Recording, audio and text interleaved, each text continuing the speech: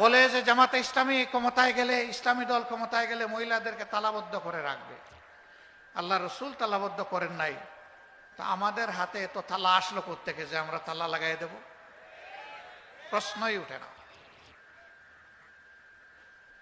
বলে এরা ক্ষমতায় গেলে সবাইকে কালো বুরকা পরাই দেবে।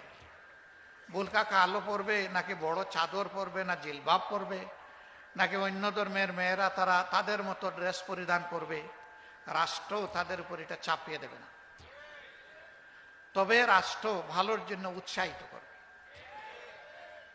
তারা উৎসাহিত হয়ে, আমরা বিশ্বাস করি গর্বের সাথে সকলেই নিজের ইজ্জত, নিজের সম্মানকে আরো উপরে তুলে ধরার জন্য তারা ইনশাল্লাহ গর্বের ইজ্জতের পোশাক পরিধান করবেন ইনশাল্লাহ।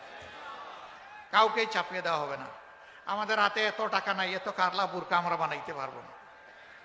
মিনিমাম তো আমাদেরকে 9 কোটি বুরকা বানাতে হবে, এত টাকা নাই আমার।